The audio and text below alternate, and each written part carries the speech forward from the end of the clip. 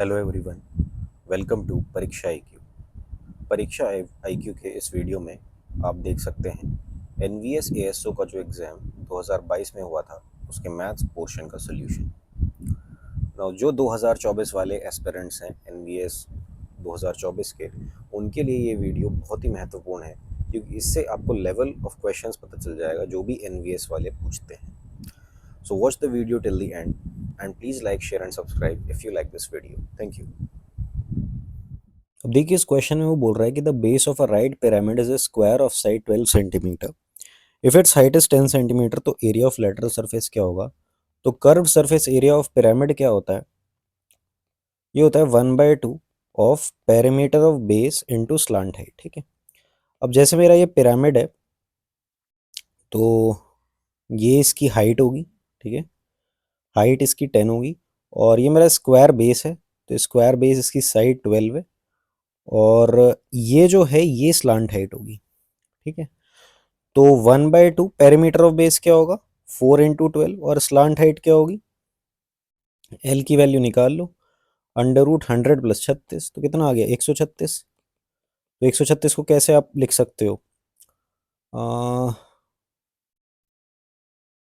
2 6 12 2 8 16 2 3 6 2 4 7, तो ये हो जाएगा 2√34।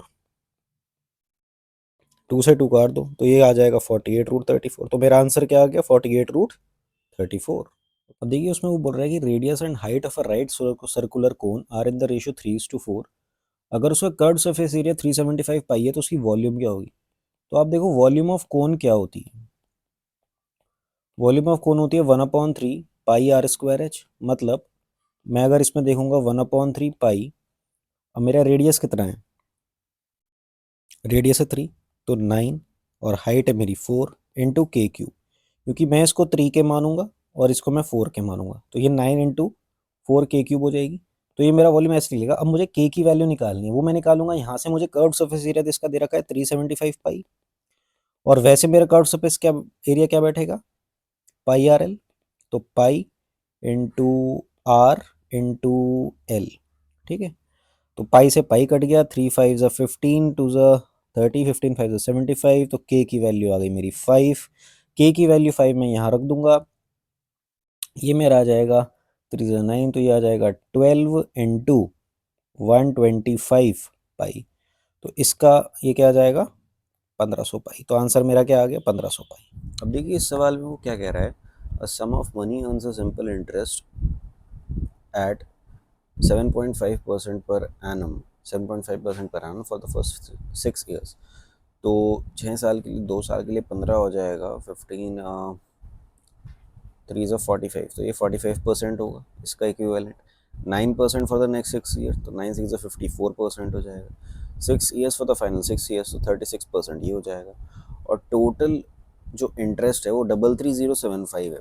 अब ये टोटल कितना हो जाएगा 135%। तो 135% अगर 33075 है, ठीक है, तो 100% कितना होगा, है ना। तो कैलकुलेट कर लो।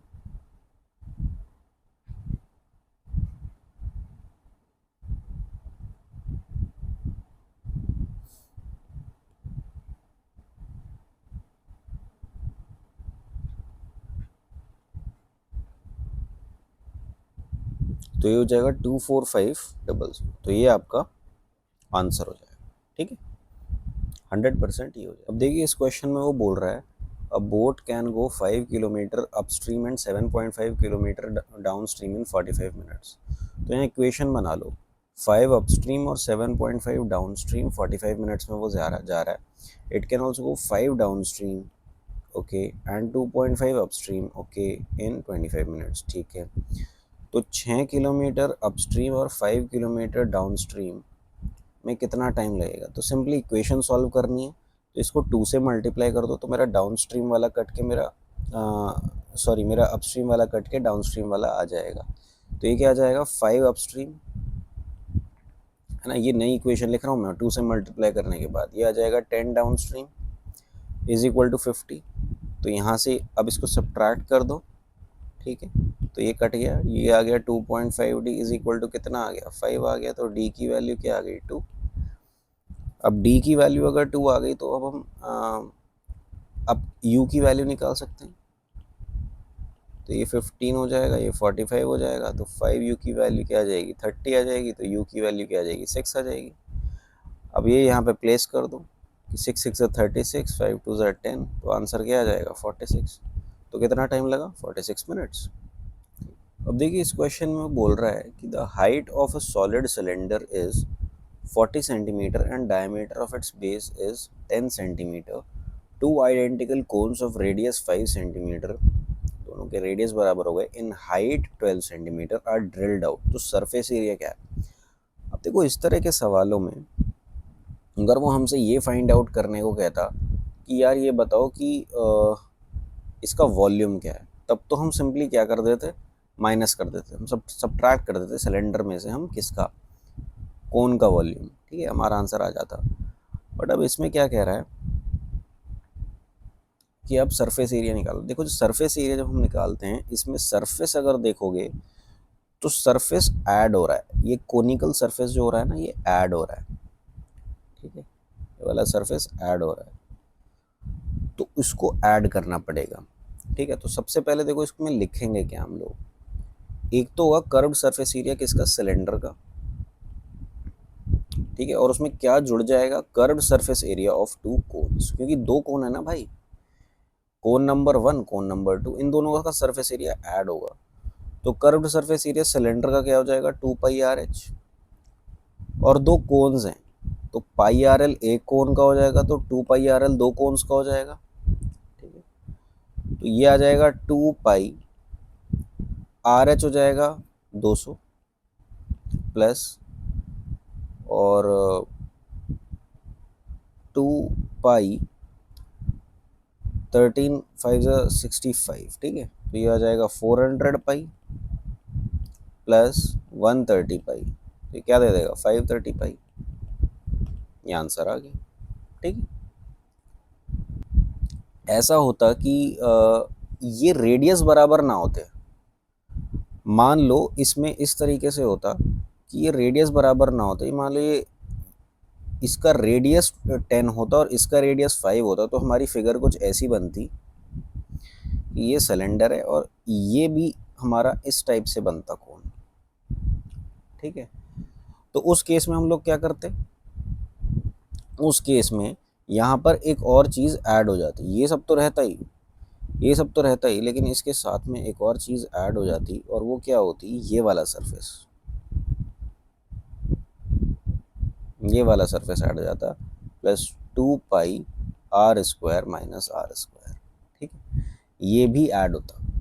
बट क्योंकि रेडियस बराबर था तो इसलिए ये ज़ीरो ही आएगा, इसको ज़ीरो आना था तो लिखने की कोई ज़रूरत नहीं थी, ठीक। अब देखो यार इस सवाल में क्या बोल रहा है कि from the top of a pole of height 300√3 metre, ठीक है, angles of depression of 2 points a and b on the opposite sides of it are 60 degree and 30 degree respectively. तो ये एंगल ऑफ डिप्रेशन है कि तो 60 degree का है, ठीक, और एक है 30 डिग्री का, ठीक है। अब क्या बोल रहा है, अब बोल रहा है कि कार जो है वो 150 सेकेंड में इन दोनों के बीच की दूरी जो है उसको कवर करती है, तो डिस्टेंस निकाल लो, तुम्हें टाइम दिया हुआ स्पीड मिल जाएगी, ठीक है। तो डिस्टेंस कैसे रहेगा, 1060 की वैल्यू क्या होती है, √3, तो √3 ये कितना आ जाएगा, 300 हो जाएगा, और ये कितना हो जाएगा, 900, 1030 की वैल्यू क्या होती है, 1/√3, 900 हो जाएगा।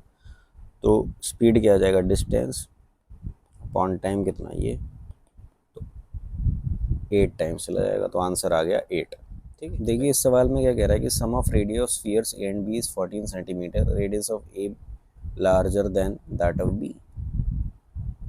तो इन दोनों का सम दे रखा है 14 और डिफरेंस दे रखा है इनके सरफेस एरिया, सरफेस एरिया फिर क्या क्या होता है, 4π capital R² minus small r², वो दे रखा है 112π, और डिफरेंस बिटवीन द वॉल्यूम निकालना है, तो मतलब 4/3 pi capital r cube minus small r cube, ये आपको पता करना है। तो 28 पाई ये हो जाएगा, तो आर प्लस आर और आर माइनस आर, तो कैपिटल आर माइनस आर कितना हो जाएगा 2, और capital r plus small r क्या हो जाएगा 14, तो कैपिटल आर क्या हो गया 8 और स्मॉल आर क्या हो गया 6, ये वैल्यूज़ निकल गई।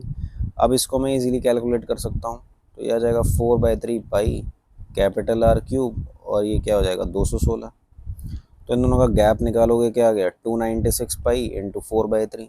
अब इसे कैलकुलेट करना है, तो इसको भी खोल लो यार, पाई को लिख लो 22/7, तो ये क्या आ जाएगा 22 इंटू 4 इंटू 296 डिवाइड बाई 21। अब इसको कैलकुलेट करने से पहले आप ये देख लो कि दो ऑप्शंस तो आप ऐसे ही रिजेक्ट कर सकते हो। कौन कौन से? तुम इसकी यूनिट, ये डिनोमिनेटर में देखो, डिनोमिनेटर में तो 21 आ रहा है और वो सब में आ रहा है, ठीक है, तो उससे तो रिजेक्ट नहीं कर सकते। अब न्यूमरेटर को देखो, न्यूमरेटर में यूनिट डिजिट देखो क्या हो रही है, तो 6 4 ज़ा 24 और 4 2 ज़ा 8, तो यूनिट डिजिट में मेरा 8 आना ज़रूरी है।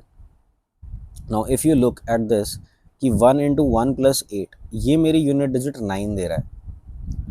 तो अगर यूनिट डिजिट मेरी 9 दे रहा है, तो ये तो एब्सोल्युटली नहीं हो सकता, क्योंकि यहाँ पे मेरी 8 आ रही है। 1 इंटू 5 प्लस 8, ये मेरा 13 दे रहा है, तो 3 दे रहा है यूनिट डिजिट, तो ये भी नहीं हो सकता, मुझे तो यूनिट डिजिट 8 चाहिए। 1 इंटू 0 0 और 0 प्लस 8 8, हाँ ये हो सकता है। नेक्स्ट देखते हैं, 1 इंटू 0 प्लस 8, ये भी 8 दे रहा है, तो ये भी हो सकता है। दो मेरे ऑप्शन अभी हो सकते हैं, तो अब इनमें से देखते हैं कि कौन सा वाला है एक्चुअल में, ठीक है। अब देखो इसका आ क्या रहा है, मैं मल्टीप्लाई करके 8 8 6 8 6 48, 8 9 72 76, 8 2 16, 2 3 6 8 into 11, राइट। तो 2 3 6 8 और 2 3 6 8 26048, राइट, ये आ रहा है। अब इसको देखो क्या ये बैठ रहा है कि 1240 इंटू 21 प्लस 8, तो ये आ जाएगा 1200 इंटू 21 करना है, 1240 इंटू 21, तो 1240 इंटू 20 कर लो पहले, ठीक है।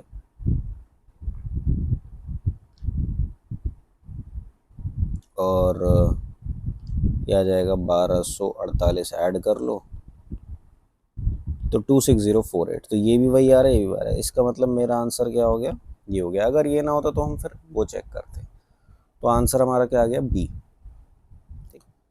अब देखो ये क्वेश्चन जो है ये स्पीड टाइम डिस्टेंस का है, इसमें वो बोल रहा है कि ए जो है वो बी की तरफ जा रहा है फ्रॉम एक्स टू वाई, ठीक है, और बी जो है वो ए की तरफ जा रहा है, और एक दूसरे को क्रॉस करने के बाद इसको कितना टाइम लग रहा है, मतलब यहाँ अगर वो क्रॉस कर रहे हैं तो यहाँ से कितना टाइम लग रहा है 7 घंटे, और बी को कितना टाइम लग रहा है यहाँ से यहाँ पहुँचने में 9 घंटे। तो इस क्वेश्चन को करने का बेस्ट तरीका क्या होता है कि इसका एक फॉर्मूला होता है, क्या होता है कि speed of a upon speed of b क्या होता है, under root of time taken by b to reach a after crossing and divide by time taken by a to reach b after crossing. तो वैसे देख लो कैसे solve करेंगे भाई, 45 ये दे रखा है, स्पीड ऑफ बी हमें निकालनी है, under root time taken by b कितना है 9 घंटे, टाइम टेकन बाय ए कितना है 7 1/9, तो 64/9, तो 9 इधर चला जाएगा, तो 45 by speed of b is equal to 9/8 हो जाएगा। तो स्पीड ऑफ बी कितना हो जाएगा 40 किलोमीटर पर आवर, ये आंसर हो जाएगा, ठीक है। अब देखिए इस क्वेश्चन में बोल रहे हैं कि एक्स वाई जेड जो हैं 3 नंबर्स हैं, और z सबसे बड़ा एक सबसे छोटा, largest of them divided by the middle number. तो लार्जेस्ट कौन सा है, ये पूरा कैलकुलेशन बेस्ड क्वेश्चन है, तो लार्जेस्ट z है, और divide by the middle number y से अगर मैं डिवाइड करता हूँ तो मेरा बैठ रहा है 13/8। और एक चीज़ कह रहा है कि 13/8 एक्सीड्स x बाय 0.835, तो 13/8 माइनस x, ठीक है, 0.835। इसको हम सॉल्व कर लेंगे थोड़ा, इसको फ्रैक्शन में ले आओ तो 5 1 5, 200। तो x की वैल्यू क्या हो जाएगी, 13/8 माइनस 167/200। इसको भी 200 कर लो, 25 से गुणा कर लो, तो ये कितना आ जाएगा,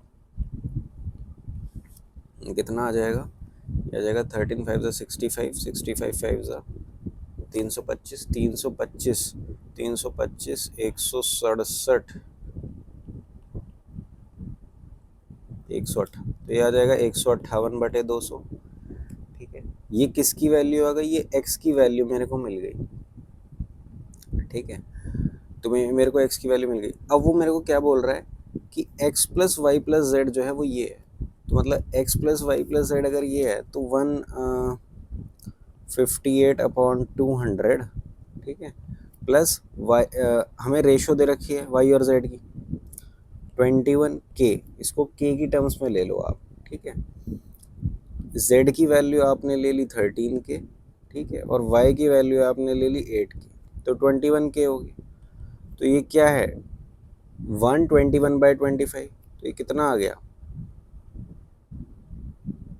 कितना आ गया, 46, राइट, 46/25, 46/25। तो y प्लस जेड जो है ये मेरा कितना है, 21k है, तो 21k की मैं वैल्यू यहाँ पर आप 25 8 ज़ा कर लो, इसको 8 से मल्टीप्लाई कर लो, तो ये मेरा आ जाएगा 32 368, राइट, 368 माइनस 158 डिवाइड बाई क्या कर लोगे, 200, तो ये हो जाएगा 210/200, इसकी वैल्यू क्या आ जाएगी, 21k, तो ये आ जाएगा 10, तो k की वैल्यू क्या आ गई, 1/20।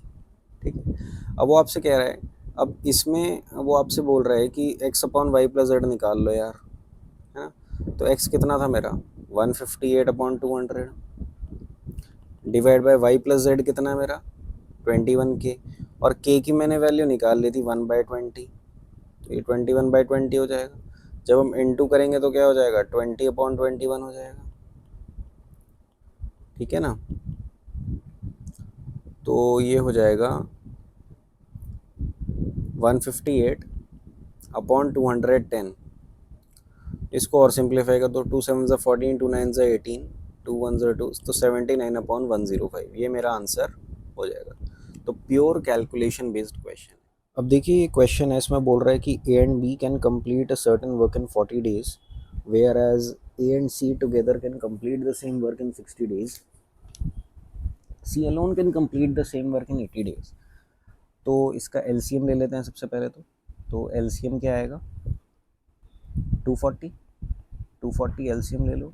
तो ए और बी को बोल रहा है कि 40 दिन में करते हैं, तो एफिशिएंसी ये हो गई। ए और सी को बोल रहा है 60 दिन में करते हैं, तो 4 एफिशिएंसी, और सी को कह रहा है 80 दिन में, तो 3 एफिशिएंसी। तो अगर सी की 3 एफिशिएंसी, तो ए की कितनी हो गई,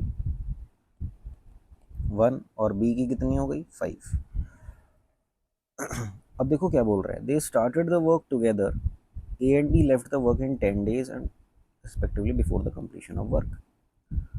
तो वो कह रहा है कि 10 दिन पहले ए और बी ने काम छोड़ दिया, तो मान लो अगर वो 10 दिन जो है और काम करते, तो वो कितना काम और करते, 60 काम और करते। ठीक है, और सॉरी ए और बी बोल रहा है ना, तो ए ने करा, ए ने 10 दिन पहले छोड़ा, तो ए की एफिशिएंसी ये हुई ना, तो ये +10 हो जाएगा, और बी ने 4 दिन में छोड़ दिया, तो बी की एफिशिएंसी ये, तो 4 5 20। अब in how many days was the total work completed, तो ये तो आ गया वो काम, और डिवाइड बाय इन सब की एफिशिएंसी, तो ये क्या आ जाएगा, 270/9, तो 30 दिन में मतलब काम खत्म हो गया। ठीक है, 30 डेज। अब देखिए उसी सवाल के कंटिन्यूएशन में अगला सवाल है कि money received by a is what percent less than the money received by b. तो हमने एफिशिएंसी तो इनकी निकाल ली थी, तो अब मनी रिसीव्ड का फॉर्मूला और देख लो कि मनी रिसीव्ड क्या होता है। तो मनी रिसीव्ड होता है efficiency into the number of days they have worked. जैसे अगर ए का तुम्हें निकालना है, तो ए का एफिशिएंसी 1 है और ए ने कितने दिन काम किया भाई, 10 दिन पहले काम छोड़ दिया, तो अगर टोटल काम जो है वो 30 दिन में करा, ठीक है, तो ए ने कितने दिन काम किया, 20 दिन काम किया।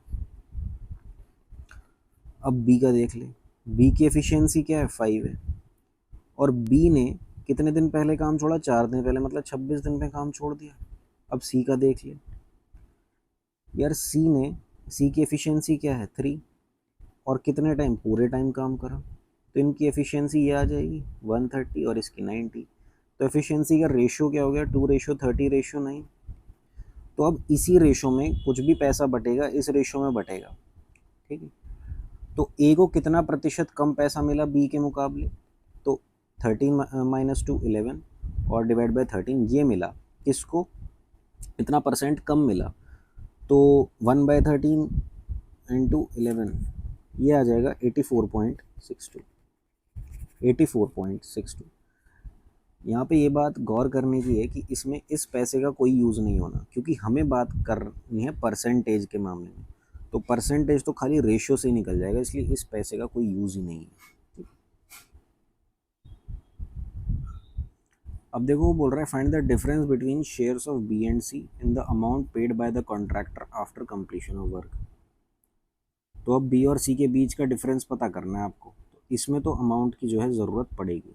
अब इस रेशो में बटा हुआ है आपका पूरा, कॉन्ट्रैक्टर ने कितना पे करा था, 38,556, तो 38,556 को क्या कर लो, इक्वल कर लो किसके, इसके, तो कितना हो जाएगा 24। आपको क्या निकालना है, डिफरेंस बिटवीन बी एंड सी, तो बी और सी के बीच का गैप कितना हो गया, 4, तो ये क्या होगा, तो इसको डिवाइड बाय 6 कर लो दोनों तरफ, वही आंसर होगा।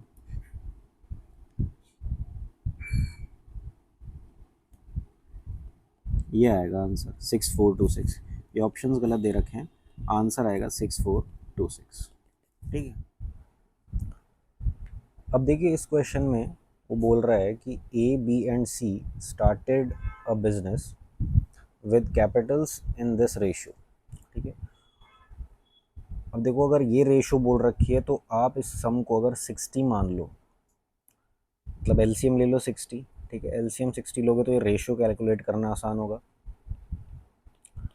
तो ए बी सी, तो ए का मैं कैसे लिख दूंगा, थोड़ा साफ सुथरा सा लिख लो, ए बी सी। देखो ए को मैं कैसे लिखूंगा कि 10 6 60 तो 6 हो जाएगा, ठीक है। बी का क्या हो जाएगा, 15 4 60 4 2 8 हो जाएगा, ये 6 10 60 ये 10 हो जाएगा, ठीक है। तो ये बन गया। आफ्टर 4 मंथ्स मतलब 4 महीने तक तो ये चला, उसके बाद ए ने विड्रॉ कर लिया 1/3 ऑफ हिस कैपिटल। देखो 33 1/3% क्या होगा, 1/3, तो उसने अगर 1/3 विड्रॉ कर लिया तो इसका मतलब 2/3 रहा, तो मतलब 4 रहा। ये कितने टाइम के लिए रहा, 8 महीने के लिए रहा, ठीक है। कितने टाइम के लिए रहा, 8 महीने के लिए रहा। Be increase this capital by 25%, मतलब 4 से आप 5 जा रहे हो, मतलब यहाँ 10 हो रहा है, तो ये भी 8 महीने के लिए रहा। और सी ने विड्रॉ कर लिया 20%, तो 20% अगर विड्रॉ कर लिया तो 80% रहा, तो इसका 80% क्या रहेगा, 8, ठीक है। उसके बाद 1 साल के बाद क्या हुआ कहानी कि ए ने विड्रॉ कर लिया 20% अपने कैपिटल का, मतलब 3.2, 80%, कितने टाइम के लिए, 12 महीने के लिए। बी इंक्रीजेस कैपिटल बाय 25%, तो 25% से अगर बढ़ाओगे तो ये आ जाएगा 12.5। और सी ने क्या कर दिया, उसने अपना कैपिटल वैसे ही रखा, मतलब 8 था तो 8 ही रहा, तो 8 × 12। अब देखो इस कैलकुलेशन को हम लोग कम कैसे कर सकते हैं, जहाँ जहाँ ये है इसको आप यूनिट बना लो, मतलब यहाँ पर आप अगर 4 कॉमन ले लोगे, आप अगर 4 सारे में कॉमन ले लोगे तो 4 कट जाएगा, तो हमारा जो न्यू न्यू इम्प्रोवाइज्ड वो बनेगा 6 × 1 8 × 1 10 × 1, ये 4 2 8 इंटू 2 हो जाएगा, ये भी इंटू 2 हो जाएगा। थोड़ा सा साफ सुथरा कर लेते हैं, ठीक है, ये इंटू 2 हो जाएगा और यहाँ पर इंटू 3 आ जाएगा, ठीक है।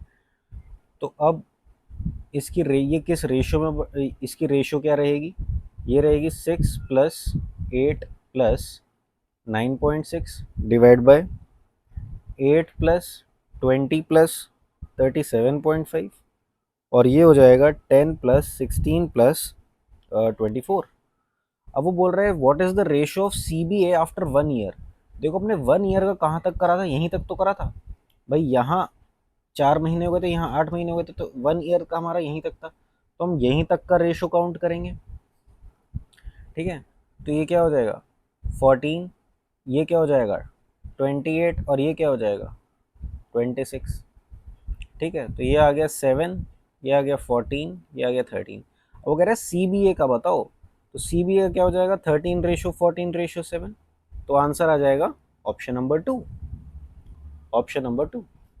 अब देखिए इसी में हमसे वो बोल रहा है कि what is the ratio of ABC after the second year. तो सेकेंड ईयर की कैसे निकालेंगे भाई, इसी को ऐड कर लो सबको। तो ये आ गया 14 प्लस 9.6 कितना आ जाएगा 23.6, है ना। ये आ गया 28 प्लस 37.5, ये कितना आ जाएगा, ये कितना आ जाएगा, तो ये आ जाएगा 65.5। ठीक है, और फिर आ गया 26 प्लस 24, तो ये कितना आ जाएगा, ये आ जाएगा 50। तो अब देखो ऑप्शंस मैच नहीं कर रहे हैं, ऑप्शंस गलत दे रखे हैं, बट आंसर हमारा जो रहेगा वो इसमें ये रहेगा 236 रेशियो 655 रेशियो 500। ठीक है, ये आंसर आएगा। अब देखिए इस क्वेश्चन में वो बोल रहा है कि आइटम मार्क्ड फॉर 28,000 और डीलर ए ने जो है 20% डिस्काउंट पर खरीदा। तो अगर मेरी मार्क प्राइस दे रखी है आपको 28,000 और डीलर ए ने जो है वो 20% डिस्काउंट पर खरीदा है, तो इसका मतलब मेरे को इसका 80% निकालना है। तो वो क्या आ जाएगा, ये आ जाएगा। अब उसने 12% डिस्काउंट दिया, मतलब इस पर 12% डिस्काउंट, तो इसका मैं 88% निकालूंगा। तो 80% तो मैंने ही निकाल ही लिया। ठीक है, अब इसमें 11% और वो करना है मेरे को मल्टीप्लाई। ठीक है, तो ये आ जाएगा 24640। तो ये मेरा किसका आ गया, ये मेरा ए के लिए आ गया। अब मैं इसी तरह बी के लिए निकालूंगा, ये ए है। कॉस्ट प्राइस बी की क्या हो जाएगी, at 30% discount on mark price, तो इसका 70% निकाल लूंगा मैं, ये आ जाएगा। और मेरी सेलिंग प्राइस क्या हो जाएगी, 25% डिस्काउंट ऑन मार्क प्राइस, तो मतलब मैं 4 से कहाँ जाऊँगा, 3 पे जाऊँगा, 7×3 = 21, तो ये 21,000 हो जाएगी। फिर मैं सी पर जाऊँगा, suppose dealer c bought the same item है 25% डिस्काउंट ऑन मार्क प्राइस, तो 25% पर ही खरीदा तो 21,000 में ही खरीदेगा, क्योंकि ये भी 25% डिस्काउंट पर था। उसके बाद वो कह रहा है उसने 2 सक्सेसिव डिस्काउंट दिए P% के, ताकि उसको 8% का प्रॉफिट हो। तो अगर 8% का उसको प्रॉफिट होना है तो 1680 रुपये उसमें जुड़ जाएंगे। तो इसमें जोड़ लो आप 1680, तो आपका क्या आ जाएगा 12,000, 22,680। ठीक है, अब वो क्या कह रहा है, अब वो कह रहा है क्वेश्चन देखो, absolute difference in profit earned by dealer a and b. तो डीलर ए के में क्या प्रॉफिट हो रहा है, selling price minus cost price. ठीक है, तो ये इनके में हो रहा है 0,422। ठीक है, ये हो गया profit by a. And profit earned by b कितना हो जाएगा, प्रॉफिट अर्नड बाय बी, तो ये हो जाएगा 400 और 1,000, तो ये हो जाएगा 1,400। अब इन दोनों के बीच का गैप देख लो, गैप कितना हो जाएगा। ठीक है, तो गैप इनके बीच का हो जाएगा 840। मेरा आंसर क्या आ जाएगा 840। ठीक है, अब देखिए इस क्वेश्चन में वो बोल रहा है कि for dealer see what is the value of P. तो हमने इसमें पढ़ा था कि सी ने जो है सेल किया है by 2 equal successive discount of P% on mark price, मतलब 25,000 पर उसने 2 बार P% का डिस्काउंट दिया और तब जाकर सेलिंग प्राइस ये रही। तो अब हमें ये P% निकालना है। तो इसको देखो निकालने का आसान तरीका ये है कि ये इनमें से कोई परसेंटेज है, तो हम बाय ऑप्शंस चेक करेंगे। ऑप्शन से कैसे करेंगे कि मेरा इक्विवेलेंट डिस्काउंट पता करेंगे। अब अगर मेरा 10% और 10% 2 बार होता है तो डिस्काउंट का मेरा फॉर्मूला क्या लगता है कि discount 1 plus discount 2 minus discount 1 into discount 2 by 100, मतलब इतने का डिस्काउंट हुआ। तो अगर मेरा 10 का डिस्काउंट है तो ये इस फॉर्मूले से मेरा 19% आ जाएगा। अगर मेरा डिस्काउंट 19%, अगर मैंने 19% का डिस्काउंट दिया है तो मेरी सेलिंग प्राइस क्या है, 81% ऑफ मार्क प्राइस है। आप ये बात समझो।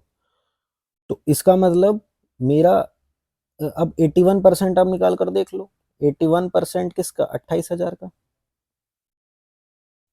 ठीक है, तो 81, अब क्योंकि ये यूनिट डिजिट मेरे को 8 दे रहा है और यहाँ पर भी यूनिट डिजिट 8 आ रही है, इसलिए काफ़ी चांसेस हैं कि मेरा यही आंसर होगा। इसीलिए हम 10% की तरफ भी बढ़ सकते हैं। तो आप देख लो चाहे करके।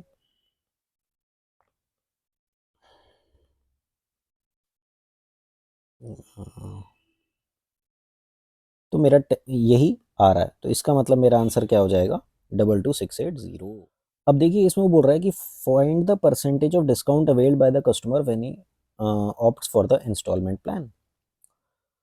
तो अब मेरी मार्क प्राइस क्या थी, 28,000 रुपये। ठीक है, और मैं ये कह रहा हूँ कि उसने जो है 4200 का डाउन पेमेंट करा। अगर 4200 का आप डाउन पेमेंट कर रहे हो, इसका मतलब आप 23800 इतने पे करना है। अब वो कह रहा है कि 2 इक्वल इंस्टॉलमेंट रही इतने की और डीलर ने जो है कंपाउंड इंटरेस्ट इतना चार्ज करा। तो अगर कंपाउंड इंटरेस्ट ये रहा तो पहले साल में 10 से 11 हो जाएगा, 10% ब्याज पे। ठीक है, और दूसरे साल क्या होगा, 100 रुपये भाई इसका स्क्वायर हो जाएगा, दूसरे साल भी रही रहेगी। अब हमें वो बोल रहा है कि इक्वल इंस्टॉलमेंट थी, तो ये है मेरा प्रिंसिपल और ये है उस पर इंस्टॉलमेंट। तो इसको भी मैं वही बना लूंगा 121। तो यहाँ 11 से करूँ तो मैं यहाँ भी 11 से करूंगा। तो अब ये मेरा 1 to 1 हो गया और ये भी मेरा 1 to 1 हो गया। ठीक है, तो अब मेरी अगर इंस्टॉलमेंट इतनी आ रही है, ठीक है, इंस्टॉलमेंट भी इतनी दे रहा है ना वो 1 to 100, तो सिर्फ 2 जीरो चिपका रहा है वो यहाँ पे। तो मैं अपने मूलधन में भी जीरो चिपका दूंगा। भाई मेरी अगर इंस्टॉलमेंट इतनी है तो मेरा जो प्रिंसिपल है जिस पर मैं इंस्टॉलमेंट चुका रहा हूँ वो कितना है, ये 110 हो गया, ये 100 हो गया, ये 210 हो गया। तो इसके भी आगे जैसे 2 जीरो चिपका दिया, ऐसे मैं इसके आगे 2 जीरो चिपका दूं, मतलब 21,000 प्रिंसिपल पे मैं जो है इंस्टॉलमेंट दे रहा हूँ। ठीक है, 21,000 पे दे रहा हूँ। तो अब मेरा 21, अब मैंने पैसे दिए कितने, 21,000 तो ये दिए और 4200 मैंने पहले दिए थे। तो मैंने कुल कितने पैसे दिए, 25200 पैसा दिया मैंने। ठीक है, अच्छा, और मुझे देना कितना था, 28,000 रुपये देना था। तो इन दोनों में गैप कितने का आ गया, आप देखो गैप कितने का आ गया, इनमें गैप आ गया 2800 रुपये का। तो यही डिस्काउंट रहा कि भाई मुझे 28,000 देने थे मैंने तो लेकिन इतने दिए, तो ये डिस्काउंट हो गया ना 2800 रुपये। और कितने पे हुआ, 28,000 पे हो गया। तो कितने का डिस्काउंट हो गया, 10% का। तो मेरा आंसर क्या आ जाएगा, 10%। ठीक है, अब देखिए वो बोल रहा है कि what is the profit percentage obtained by dealer A. तो डीलर ए का ये है, तो अब हम इसका क्या निकाल लेंगे भाई, पहले वो निकाल लो, selling price minus cost price कितना बैठ रहा है, तो ये बैठ रहा है इतना, और कॉस्ट प्राइस कितना है, इतना, तो कितना हो गया, 10%। तो आंसर मेरा क्या आ जाएगा, 10%। देखिए ये क्वेश्चन है, इसमें वो बोल रहा है कि the ratio of acid and water in solution A is 3:2, है ना, 3:2 है, और and that in solution B is 5:4। तो किस रेशो में बी और ए को मिक्स करा जाए ताकि सॉल्यूशन में एसिड और वाटर इस रेशो में हो। अब देखो इस टाइप के क्वेश्चंस में हम लोग एलिगेशन का यूज़ करते हैं। ठीक है, और एलिगेशन में कोई भी हम एक कंपोनेंट ले लेंगे, या तो वाटर ले लो या एसिड ले लो, और सब में वही लेते हुए चलेंगे। तो जैसे हमने सॉल्यूशन ए में लिखा, तो इसमें एसिड कितना है, 2 है, 2 यूनिट है, आउट ऑफ कितना यूनिट, 5 यूनिट। फिर हम बी के बारे में बात करेंगे, उसमें एसिड कितना है, 4 यूनिट आउट ऑफ 9 यूनिट।